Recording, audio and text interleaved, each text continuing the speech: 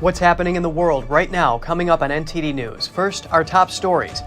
Ankle bracelets and curfews. Immigration and Customs Enforcement has a new monitoring program for some illegal immigrants facing deportation.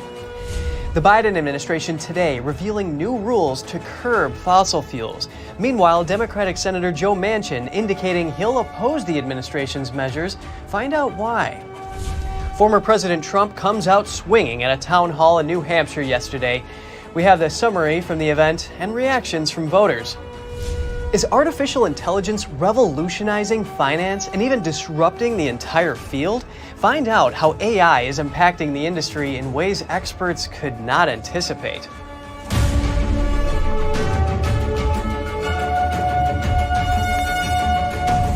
Welcome to NTD News Today. I'm Kevin Hogan. Our top news centers on the influx at the U.S. southern border. Immigration and Customs Enforcement, or ICE, announced a new monitoring program yesterday for illegal immigrants.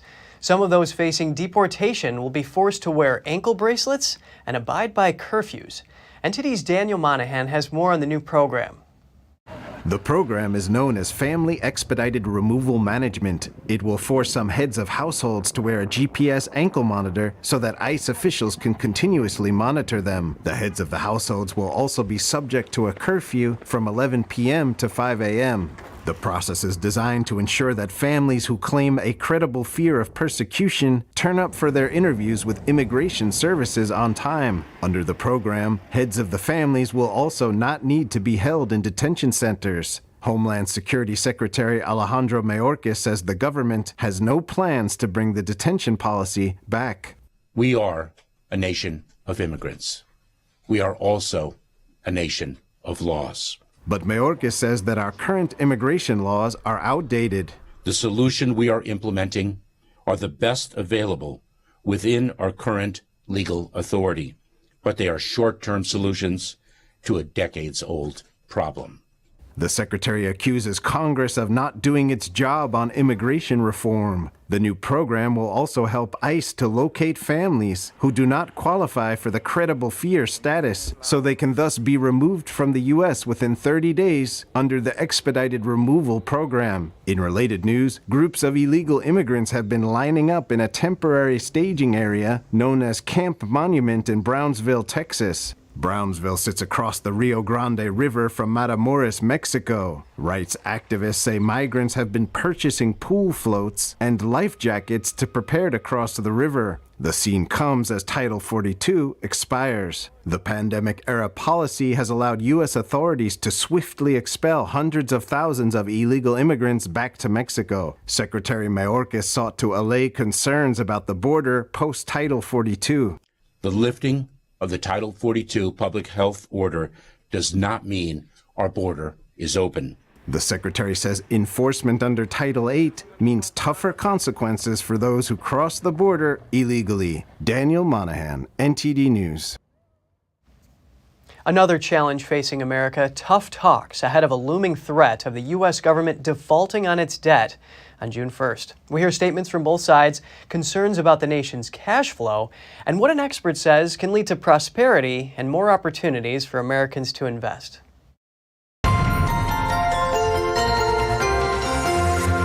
Joining me now is E.J. Antony, an economist at the Heritage Foundation. E.J., thank you so much for coming on as this default looms. Well, thank you for having me. Now, the White House and Congress are negotiating a deal yesterday to try to raise the debt ceiling, and there are concerns about how there are higher spending right now along with decrease in revenue that we've seen for the month of April. Can you make sense of how this case, to return this money to the American people, like you were saying, can you make sense of this and explain this for us? Certainly. I think there's a couple of things that we have to keep in mind. The first is that Joe Biden keeps talking about how he has reduced the deficit. Nothing could be further from the truth. For example, in the first 5 months of this fiscal year, the government managed to run up a deficit that was larger than the first 11 months of the previous fiscal year. In other words, Biden has almost doubled the deficit in about a year's time. So by no means has this president reduced the deficit. He is increasing spending at the same time that revenue is falling. Why is revenue falling? That's because this president has done everything he can to strangle economic growth. And as the economy grows slower, we're seeing revenue to the Treasury also come down. And that's exacerbating the situation with the deficit. So the answer here is not simply to just raise the debt ceiling and allow the Treasury to borrow even more money and perpetuate this cycle of insolvency, frankly. The solution here is to reduce spending, to reduce the size of government, and allow more of the private economy to remain in the hands of the American people. Can you help us make sense of the political divide here? Republicans have also jumped on board in spending, such as the bipartisan support for the infrastructure package, as well as, historically going for more defense spending and things like that. Now, obviously, Democrats have had their sights on social welfare packages and things that go beyond that scope. But what's a realistic solution for the American people here? You bring up a really great point there, that this really is not about politics. It is about policy, because you can find Republicans and Democrats who have spent far too much of the people's money and have been, frankly, reckless with the federal budget at the expense of the family budget. So again, the solution here is that we need to make the hard decisions about what government can spend and what government cannot spend. And frankly, the current structure of things like Social Security and Medicare are not solvent in the long term. Those programs do need to be changed, as popular as they are. And you cannot simply just keep increasing taxes, because those programs will continue growing. And so there is no limit to how much of your money government is going to have to take in order to continue financing these programs. So again, the answer in the long term is going to be that we need to cut spending, and it needs to be across the board, right? Republicans need to accept the fact that the defense budget is bloated and wasteful, and we need to see drastic cuts both in terms of domestic spending and also in terms of the defense budget as well. Former President Trump said that Republicans should hold out and risk the default in order to get their spending cuts. What's your reaction to this? Well, I don't think a default is even in the cards, quite frankly. So if we look at the latest Treasury statement, for example, the Treasury has more than enough revenue coming in to pay for all of the debt service, in other words, interest and rolling over old bonds, bills, and notes that it has. So the idea that the Treasury is somehow going to default because we hit a debt ceiling and it has to stop borrowing, I mean, that's just nonsense. The Treasury can prioritize its payments and can pay for debt service first before it pays for other things. But even after it pays for debt service, it still has enough revenue, going by what we've spent so far in the current fiscal year. It still has enough revenue to pay for Social Security, Medicare, veterans benefits, the entire defense budget, as bloated as it is, and still have $500 billion, about $500 billion left over. So this idea that somehow we would default, I think is really quite silly. The Treasury is more than capable of prioritizing payments and ensuring we don't do that. Setting their priorities in order to avoid this. Well, E.J. Antony, economist at Heritage, so great to have your analysis today. Well, thank you for having me. Now, the White House says Biden's budget reduces the deficit by about $3 trillion over the next 10 years. Democratic Senator Joe Manchin saying he'll fight against turning away from fossil fuels. That's as the Biden administration today announces more regulations. Here are the details. Democratic Senator Joe Manchin is opposing new power plant rules by the Environmental Protection Agency, or EPA. Manchin on Wednesday said in a statement, "I fear that this administration's commitment to their extreme ideology overshadows their responsibility to ensure long-lasting energy and economic security, and I will oppose all EPA nominees until they halt their government overreach." Manchin's vote plays a major role in the closely divided Senate as the Biden administration seeks to advance its environmental agenda. The White House on Wednesday was asked about Manchin's vow, responding that President Biden stands by his well-qualified nominees to do the important work of the EPA.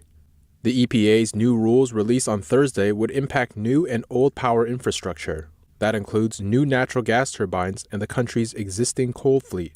The United States still has hundreds of coal plants, but the number of such installations has fallen sharply during the past decade.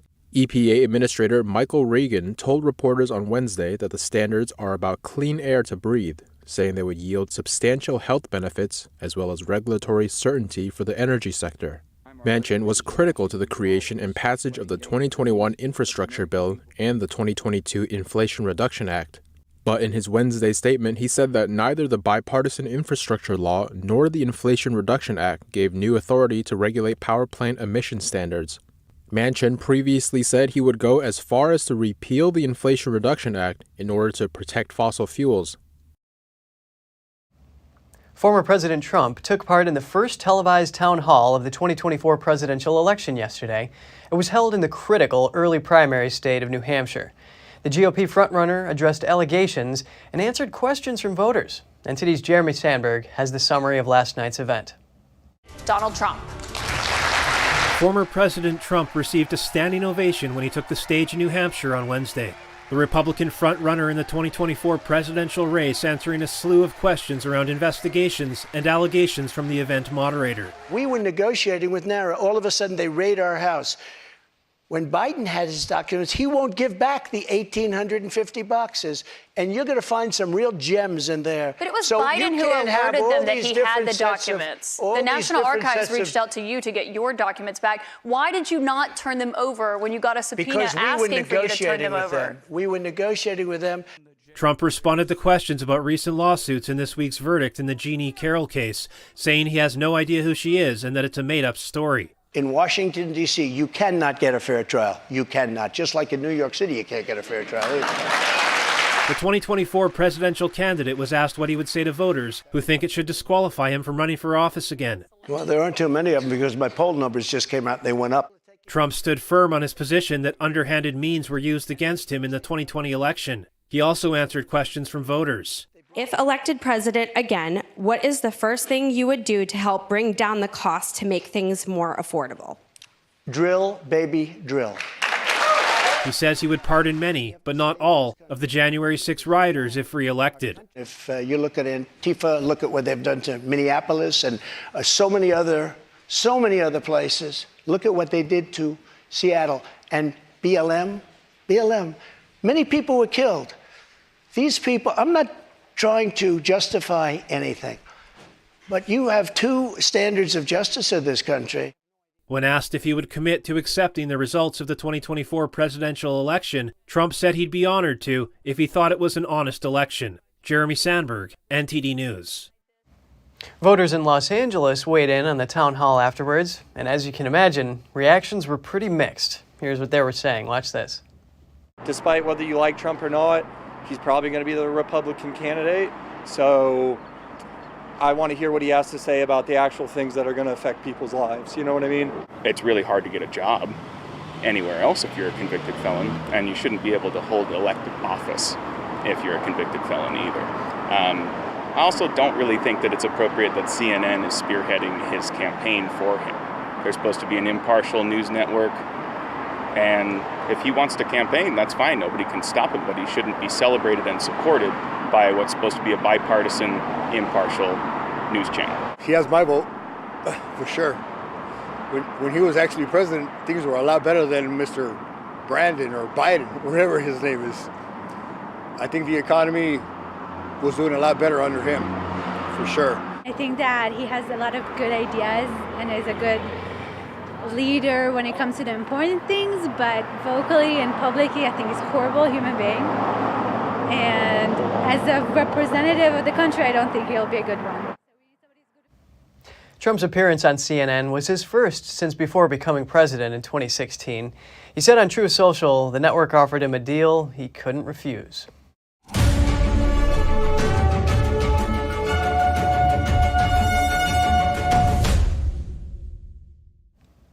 Disney stock is set for its biggest daily decline since Bob Iger's return as CEO 6 months ago. The release of the company's quarterly earnings report disappointed investors. Iger's return was supposed to give the company the boost it needed. His comeback gave shares a 23% increase 3 months after he retook the helm. But the magic didn't last. Early trading shows a 9% sink in stock price. It leaves the stock in a worse position than right before Iger returned. Disney's streaming service lost almost $660 million the last quarter. It's a 26% year-over-year decline. Disney parks and products did make $1.1 billion in profit, but it wasn't enough. Disney ended up losing $16 billion in market capitalization. New inflation numbers out today from the Labor Department, but this one is from the producer's point of view instead of from the consumer's. U.S. producer prices rebounded modestly in April. Here's more from NTD Business's Don Ma. Now, more hope that inflation could be easing a bit. A key measure of price changes at the wholesale level increased at the slowest pace since early 2021. The Producer Price Index increased 2.3% from year over year, and it rose just 0.2% from last month. The Producer Price Index is a measure of the change in prices that producers pay. And here to give me an on-the-ground perspective is the head of manufacturing company HM Manufacturing, Nicole Walter. So we got the Producer Price Index today, and I thought to myself, who better to speak to than a producer herself, right? So I remember the last time, or a previous time that we spoke, you mentioned inflation was one of the top concerns for you. So I'm wondering now, is inflation pressures easing for you? They are, but, we're also concerned on the manufacturing side of a constriction. As inflation is easing, it's good to see for the consumer side of things. But on a manufacturing side, we are worried. I've talked to a lot of colleagues and peers that we are seeing a softening when it comes to orders and quotes and new business. And so that's what we're looking at. We're also looking at what Germany is up to as well. I know that they're considered a winter recession right now, that they were dropped so many points from what they were expecting. And so when you're a global manufacturing company and you deal a lot with Europe, those are the things that we're really kind of looking at to see what is happening for the future, what is happening for next quarter. And so even though inflation is easing, there is still more on the worrisome side of what's happening for new orders and new business. So basically what's happening is that costs for you have come down a bit, let's say, but demand has also come down for you. Correct. And, we're seeing that in a lot of interesting ways. So material that used to be super sky high has gone down. Plating, when there used to be big surcharges from last year and the year prior, that has ceased and gone away. But you are seeing a lot of uptick, especially for my side, on the food processing, beverage, and packaging, OEMs and manufacturing. We are seeing that they have done a lot of overbuying, and so a lot has been stocked on their shelves. So we don't see a lot of new business popping up.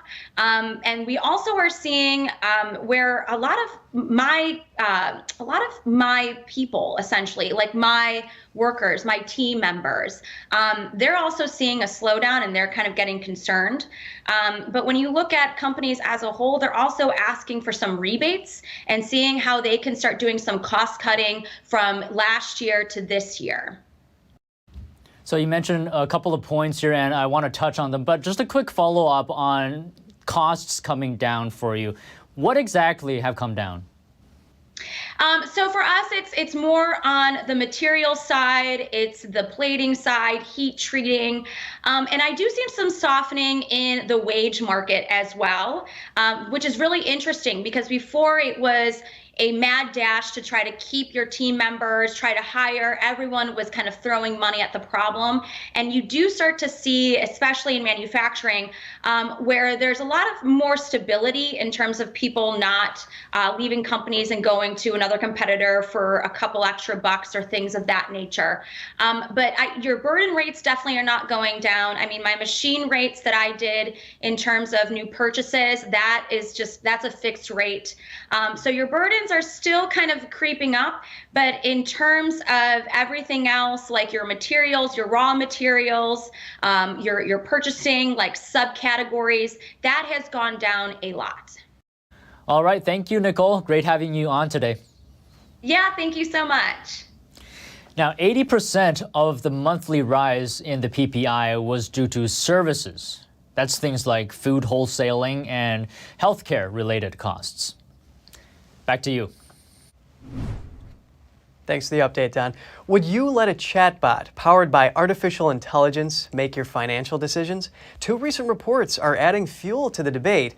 They're showing that Chat-GPT outperformed experts when it comes to picking stocks. And experts say AI has the potential to revolutionize finance and help you manage your money. Artificial intelligence already impacting the way we work, live, and play. And now evidence showing its impact is also disrupting the financial industry. Chat-GPT, a chatbot powered by AI, can apparently pick stocks better than your fund manager. That's according to a new experiment conducted by the financial comparison site Finder.com. It just doesn't carry the bias that most humans do. So I'm not surprised we're seeing the first wave of AI outperform humans when it comes to portfolio management. The results of the experiment showed that during an 8-week period, a basket of 38 stocks selected by Chat-GPT gained nearly 5%, outperforming 10 leading investment funds in the UK, which reported an average loss of 0.8%. Meanwhile, a recent study from the University of Florida revealed Chat-GPT could predict the stock price movements of specific companies more accurately than some more basic analysis models. While major funds have used AI for years, economist Joe Brusalis says the technology is now in the hands of the average consumer for free, and it's up to you to decide whether it can guide your financial decisions. The promise of this is for American households and their finances is that it's going to bolster the overall management of money. You're going to have better returns at lower prices, and you're going to be able to do more and invest in a wider array of products that suit your own individual preferences and needs. Experts say AI can also help you create a budget and tell you how much to save per month in order to reach your long-term goals like saving for a home or retirement. And speaking of this, if the perils of artificial intelligence worry you, you're not alone. Congress is concerned too. OpenAI CEO Sam Altman is set to testify before the Senate Judiciary Committee next Tuesday. It's the first time lawmakers have had a chance to question him since his company's Chat-GPT took the world by storm last year. Since then, investors have flocked to AI and critics have worried about its misuse. Policymakers have called for guardrails and regulation for the new tech. IBM Vice President Christina Montgomery and former New York University professor Gary Marcus are also slated to testify. Congressman George Santos' deal with Brazilian authorities to avoid prosecution in a fraud case is expected to be finalized today. Under the agreement proposed by prosecutors, Santos would pay a fine and reimburse the victim the full amount he allegedly defrauded, adjusted for inflation. The fine is about $2,000, and the victim would receive about $2,800. Santos is expected to appear before a Rio de Janeiro judge via video Thursday afternoon. Court documents show Santos confessed to defrauding a Rio de Janeiro area clerk of $1,300 over clothes and shoes in 2008. The settlement comes just one day after Santos pleaded not guilty to federal fraud and money laundering charges. Senator Dianne Feinstein says she is ready to resume her duties, but with a lighter schedule. Feinstein missed nearly 3 months due to health issues. The 89-year-old says she is still experiencing some vision and balance problems, but she is hopeful those issues will subside as her health improves.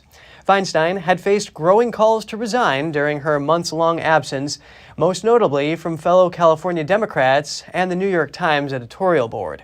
Her absence made it impossible to pass some of President Joe Biden's judicial nominees. Democrats are expected to need every vote they can get in the upcoming fight to raise the debt ceiling. That put even more pressure on Feinstein to either return or resign. In other news, Parkland school shooting judge Elizabeth Scherer will step down from the bench. She did not provide a reason in her resignation letter. The move comes 1 month after the Florida Supreme Court removed her from overseeing post-conviction motions. The state's high court made the decision based on Scherer's actions during the trial and sentencing in the Parkland case. It found that she showed unfair sympathy to the prosecutors. During Cruz's trial, Scherer had multiple heated arguments with the defense team. At the conclusion of the sentencing hearing, Scherer hugged members of the prosecution team and the victims' families. The state Supreme Court justices cited these interactions in their ruling against her. The Army sergeant convicted of killing an armed Black Lives Matter protester was sentenced to 25 years in prison. The incident happened in Austin, Texas in 2020. Daniel Perry was working as a rideshare driver on the night of the shooting. He turned onto a street where Garrett Foster and dozens of other protesters were marching. After Foster approached Perry's car carrying a rifle, Perry opened fire. Perry's legal team said he acted in self-defense. Defense attorneys argued that protesters surrounded Perry's car and Foster raised his rifle when Perry opened fire.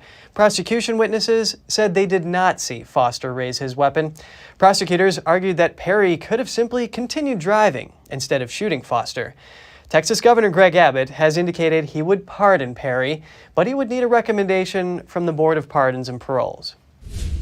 And coming up, mass COVID-19 testing is back in a Chinese city, running for 8 days in a row. Is a new outbreak spreading in the country? And China was once the top country for baby product sales, but the falling birth rate is forcing manufacturers to diversify. We'll have the details for you in just a minute.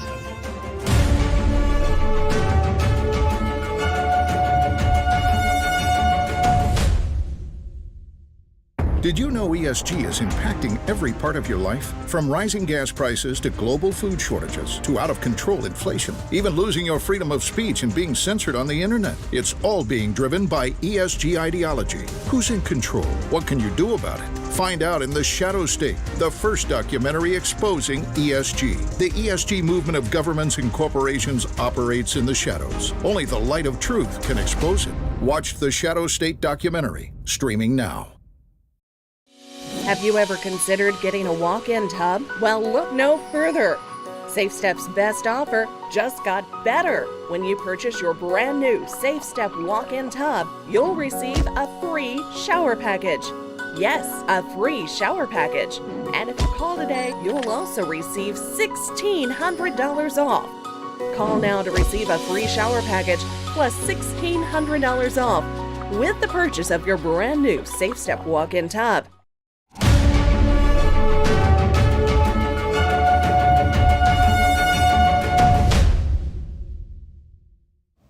Welcome back. The chair of NATO's military committee told journalists how NATO sees Beijing and how it fits into NATO's plans in positioning its efforts while dealing with Russia.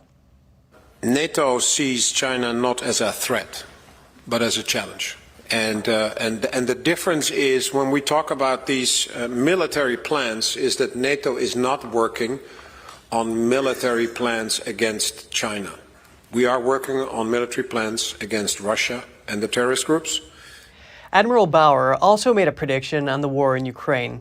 He said it would increasingly be a battle between large numbers of poorly trained Russian troops with outdated equipment and a smaller Ukrainian force with better weapons and Western training. Bauer noted Russia is now deploying significant numbers of tanks designed in the years after World War II and will mobilize and draft large numbers of troops. The comments come as NATO is in talks to open an Asia liaison office in Japan. The new effort was set to focus on the growing threat from the Chinese regime in the region. And other European interests are rethinking involvement with China. Italy may leave the Belt and Road Initiative, and in Germany, protesters at a Volkswagen meeting got a little creative. A cake flying through the air in a conference hall in Germany. The unique protest happened during Volkswagen's annual shareholder meeting. Things got heated as activists and investors voiced their concerns about the company's operations in China. Around 10 activists shouted accusations at the company's CEO, accusing Volkswagen vehicles of being manufactured using forced labor. Their banners read, "End Uyghur Forced Labor."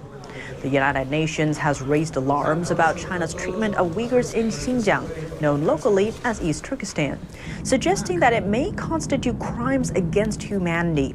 Beijing has consistently denied this. Investors also called on Volkswagen to request an independent audit of its plant in Xinjiang. The plant is jointly owned with Chinese state-owned company SAIC.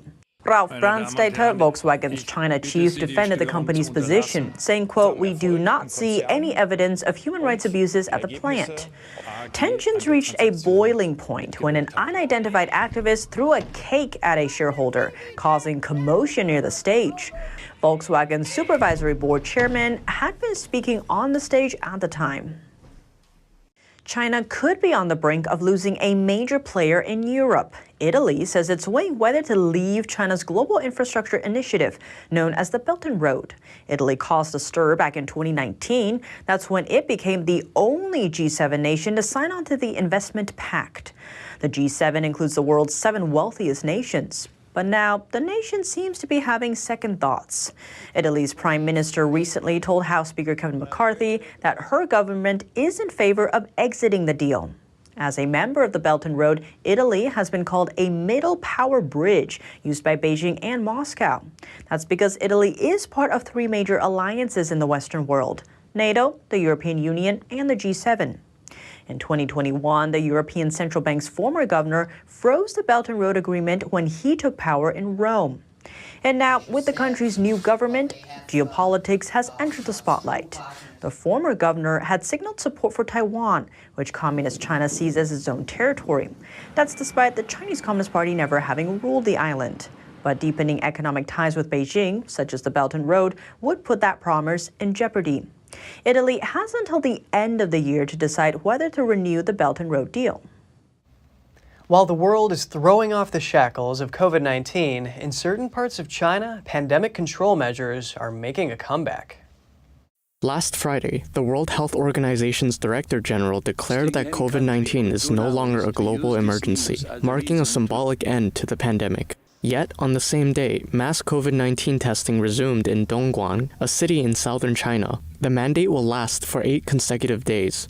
The notice stirred up fears among the public about the possibility of a new outbreak.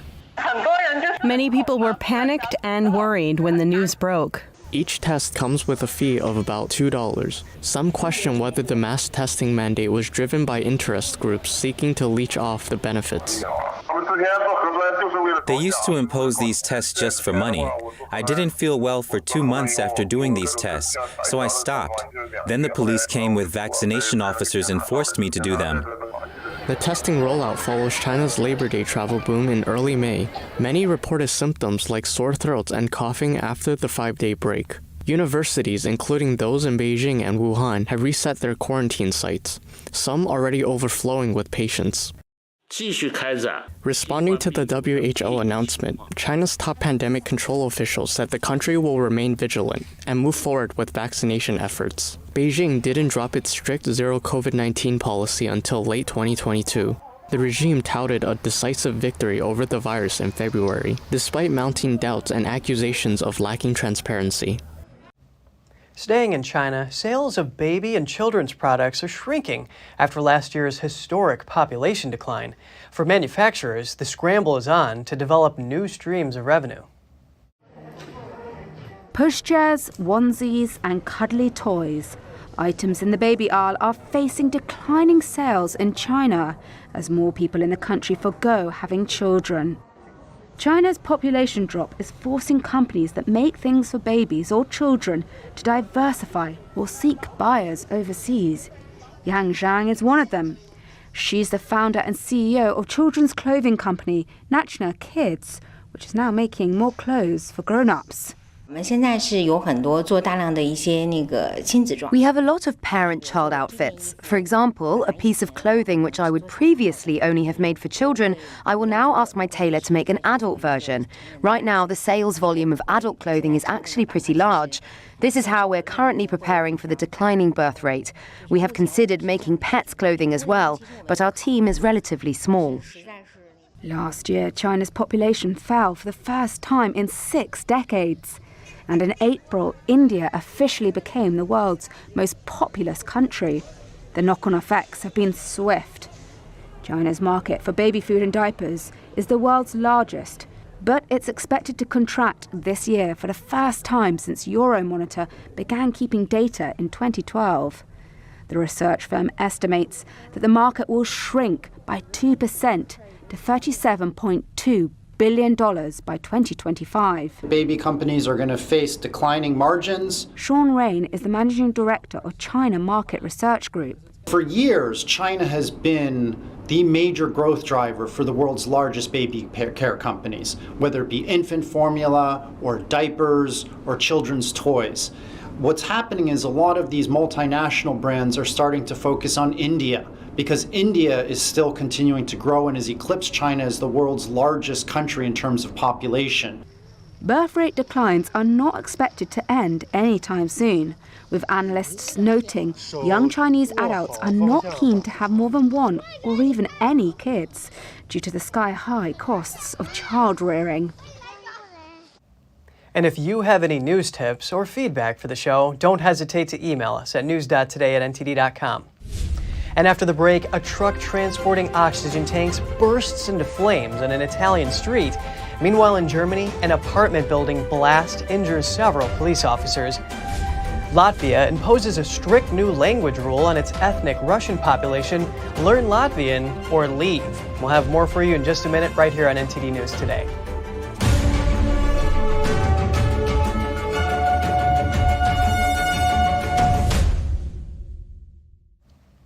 In Italy, a truck transporting oxygen tanks exploded in a Milan street, setting ablaze nearby cars and motorcycles. One person was injured. Footage shows dark smoke billowing up over the street. Witnesses say the blaze also spread to a nearby building, which was evacuated. Firefighters soon put out the blaze. Authorities have ruled out foul play and confirmed no one died in the incident. The van driver suffered only minor injuries. He said the fire started in the engine. And staying in Europe, another blast occurred at an apartment building in western Germany. Several police officers and firefighters were injured. A police spokeswoman said the officers received a call for help. When they arrived, there was an explosion at the apartment door. The person living there has been arrested. The cause of the accident is under investigation. A temporary pedestrian bridge collapsed near the Finnish capital, Helsinki. Over 24 people were injured, most of them teenage school children. According to Finnish media, the children were a group of 8th grade students. They were on a field trip when the bridge collapsed. The local hospital authority said their injuries were not life-threatening. One doctor said they were injured mainly on their limbs. Police said the makeshift bridge was built with plywood as construction was underway in the area. The investigation is ongoing into the accident. Norway takes over leadership of the Arctic Council from Russia at a time when cooperation between the Western Arctic states and Moscow is frozen due to the Ukraine war. But Russia would still be invited to the next meeting of the Council in 2025, and that meeting could even take place on Russian territory. The Arctic Council was created in 1996 to discuss issues affecting the polar region. Members include the 8 Arctic states of Russia, the United States, Canada, Finland, Norway, Iceland, Sweden, and Denmark. Russia was halfway through its 2-year chairmanship of the Council when it invaded Ukraine. This led the other Arctic nations to pause cooperation with Moscow, putting about a third of the Council's projects on hold. In Latvia's capital, Riga, Russian citizens wait to take a basic Latvian language test. Should they fail, they may face expulsion. The state secretary says it's a matter of setting a clear distinction between Russia and Latvia, but for elderly Russians in Latvia, the test feels out of place. Speaking Russian in Latvia has not been a problem until now. About a fourth of the country's population is ethnically Russian, and it was generally accepted to have Russian as a person's only language. But the war in Ukraine has entirely changed the picture. When Moscow began its Ukraine invasion, Latvia switched off Russian TV channels and crushed a Soviet World War II monument. It has also started working towards eliminating education in Russian. And now in the capital Riga, dozens of elderly Russian citizens wait to take a basic Latvian language test as a proof of loyalty to a country where they have lived for decades. Each applied for Russian passports after independence Latvia re-emerged in 1991 from the ashes of the Soviet Union. It made them eligible for retirement at 55, a pension from Russia, and visa-free travel to Russia and Belarus. They fear they may be deported if they fail. 70-year-old Valentina Sevastianova is taking a 3-month crash course in Latvian. Despite concerns, I have faith that Latvia is a democratic state and will not resort to mass deportations. Furthermore, I have no other place to go as I've resided here for 40 years. Although I was born in Belarus, I obtained Russian citizenship only to visit my ailing parents who needed my care at the time. Last year saw a growing rift between the country's Latvian majority and its Russian-speaking minority over their place in society. There was widespread anger over former Soviet master Moscow's invasion in Ukraine, and after the country's 2022 election campaign, which was dominated by questions of national identity, State Secretary Dmitris Trofimov said the government has demanded 20,000 people sit through language exams. If we make the difference between emotions and legal regulation, we understand. If you are citizen of another state, you are under protection, also under social protection and other kind of protection of another state. If you want to be and want to reside in other state, you have to be in compliance with immigration law. He said Russian citizens under 75 who do not pass the test by the end of the year will be given reasonable time to leave. If not, they could face forced expulsion.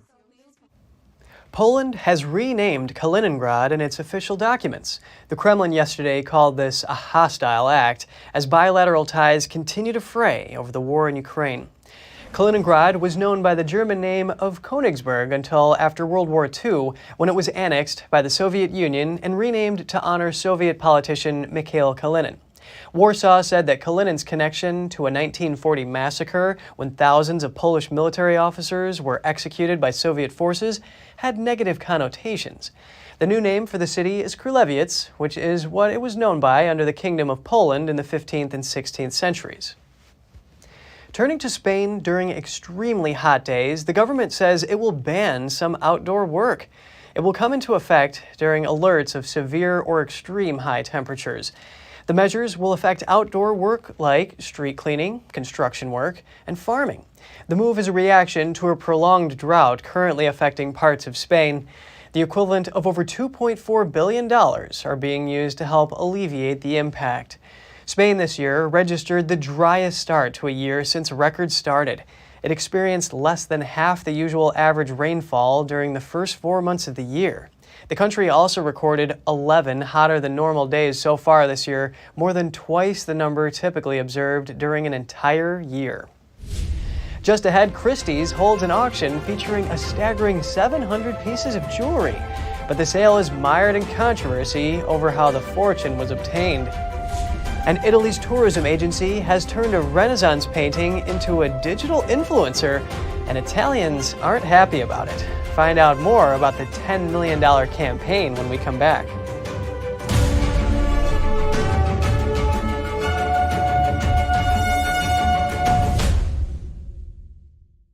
Henry Repeating Arms manufactures a line of classic American-made rifles and shotguns. With over 200 models to choose from and a wide variety of finishes and calibers, there's a Henry that's right for you. Every purchase is backed by our lifetime warranty and award-winning customer service.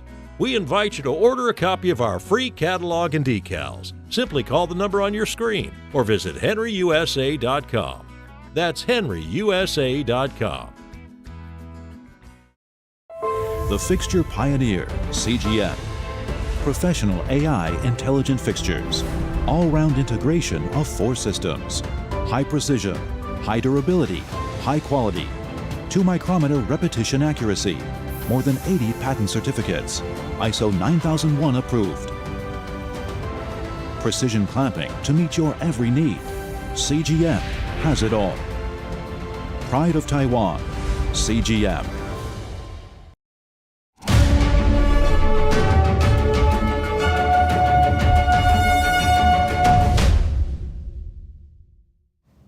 It's good to have you back with us. Christie's is auctioning a staggering 700 pieces of jewelry.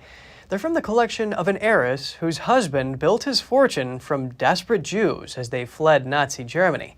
NTD's Andrew Thomas has the details on the controversial sale. All these items were part of a collection of Austrian heiress Heidi Horton. Her German husband built a retail empire.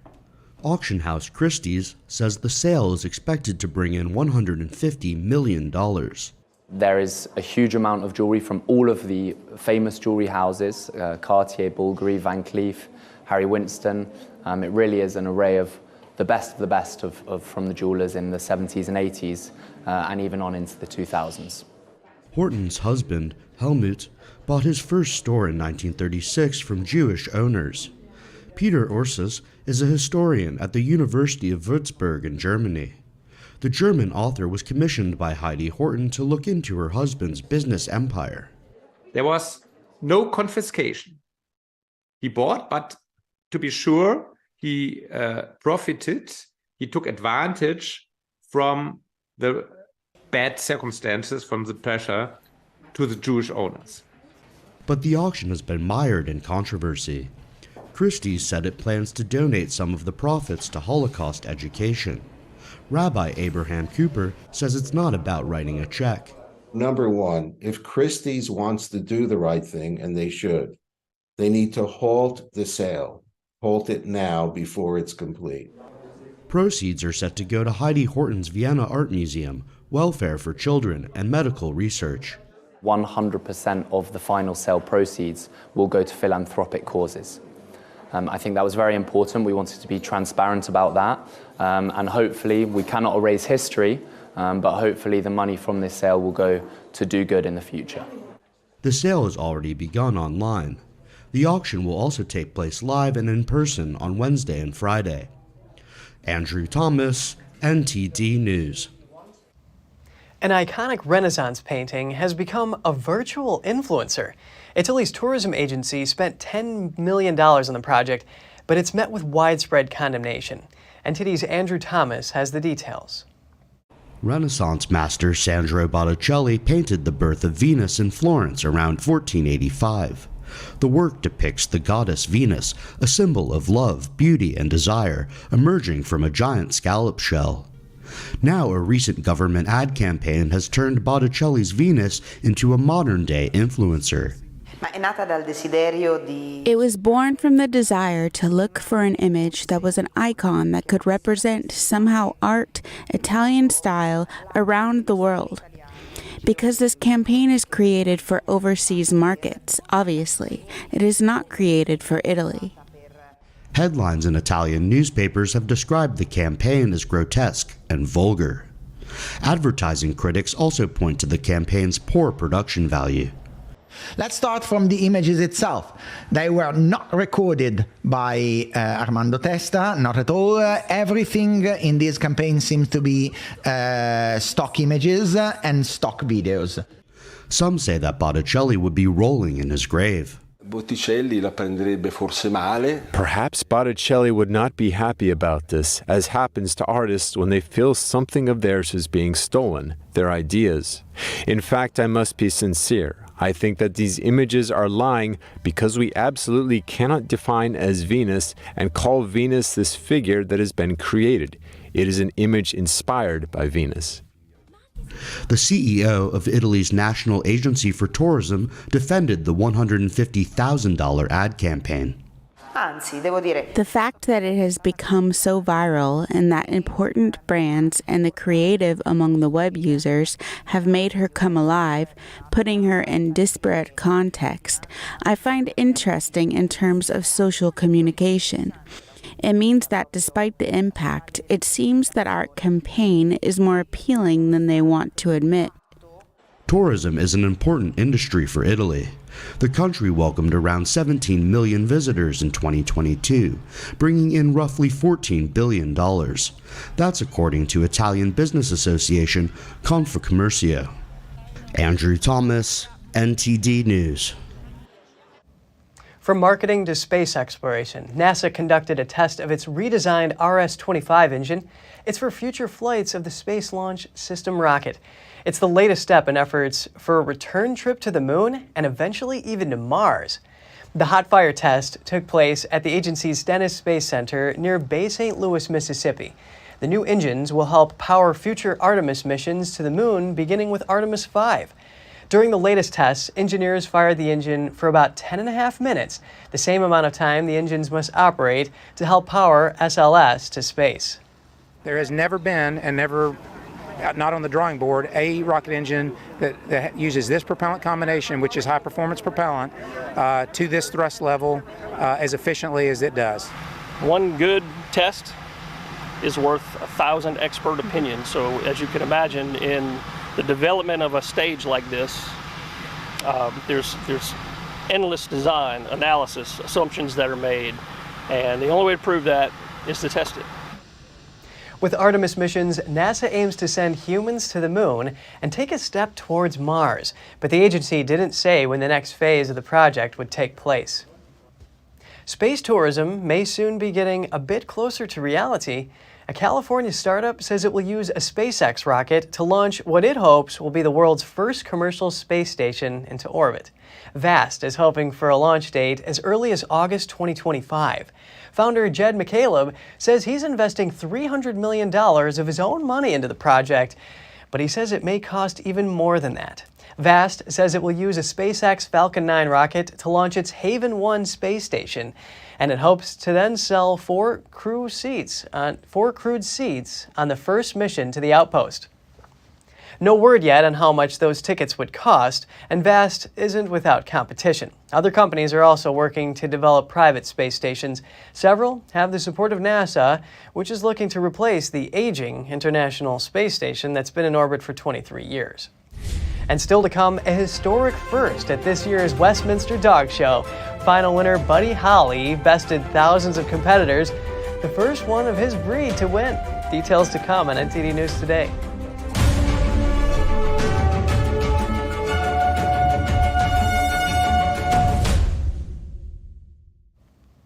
The top winner of this year's Westminster Dog Show has just come out. A hound dog breed from California was named Best in Show, the most prestigious award of its kind in the U.S. Buddy Holly, a petite Basset Griffon Vendéen, received the royal treatment at his awards celebration.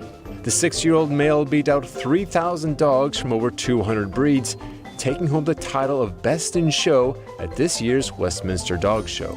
He owned that ring last night. He truly didn't put a foot down wrong, and we could not be more proud of how he showed and handled everything. He was just perfect from the minute we went in. Buddy Holly was the victor of 3 levels of competition. First of his breed, then he became the champion of the hound group. To determine the Best in Show finalist, the winning dogs of each of 7 groups squared off. All 7 of the dogs in Best in Show were great examples of their breeds, but then it comes down to which dog really is just asking for it. And his head was held high, his tail was perfect position for his breed, and he just went around that ring. He and Janice Hayes were a team. They were completely in sync the entire time, and I think the judge noticed that. Judges looked at the dogs up close, laying their hands on the animals and then watching the breeders lead them around the floor. They were rated for their appearance, temperament, size, coat, and other traits. According to the Westminster Kennel Club, their prize doesn't carry any money, but it's an honor and a historic event. It's a little surreal still. I'm not sure this actually happened, so maybe I'll wake up at some point and know it's true, but this is pretty cool. The Westminster Dog Show dates back to the 19th century. It has now become a major annual TV event in the U.S. Buddy Holly is the first of his breed to win. Prom season is in full swing, but it's not just for high school kids. Pets are also getting into their best formal wear. Puppies get pampered at San Diego's Puppy Prom. Dog lovers put their pets in fancy costumes. The animals gathered in glamorous outfits to find out who was the best dressed. This year, a Yorkshire Terrier wearing a blue costume and a gold crown was named Dog King. Another Yorkshire Terrier took home the coveted title of Dog Queen with her own little car. The annual Puppy Prom is organized by the Helen Woodward Animal Center. The event raises funds for the center's rescued and abandoned dogs. This was the 9th year of the parade. All former residents of the dog's home were welcomed. But feline friends didn't miss out. There was also a special award for the best dressed cat. In North Carolina, a curious cat was checking out a bathroom remodeling project and ended up becoming part of it. Surf City firefighters posted photos on their Facebook page showing the rescue. Last weekend, the kitty crawled into a hole in the floorboards during construction, and no one noticed until it was too late. Firefighters removed the brand new shower floor, and the cat popped up. The cat was not hurt and even made new friends with the firefighters. That's all for today's program. We're really glad to have you with us. Please send us an email if you'd like to tell us something. I'm Kevin Hogan, NTD News, New York City.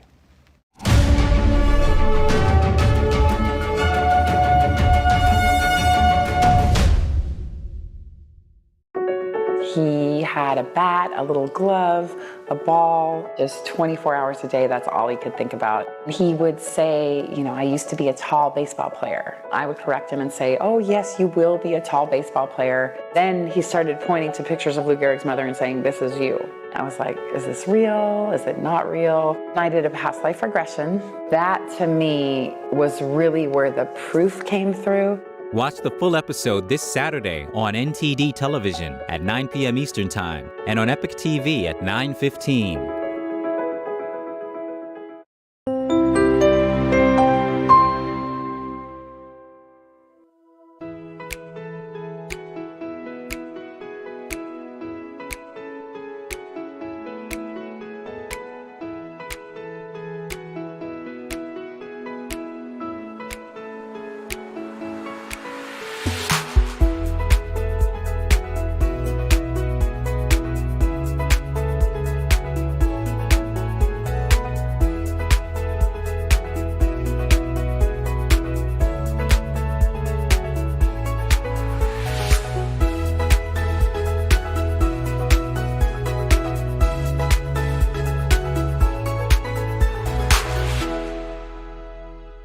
Thanks for watching us on YouTube. Did you know YouTube only keeps selected videos on its platform? So if you want to make sure you get the full picture, just subscribe to our newsletter.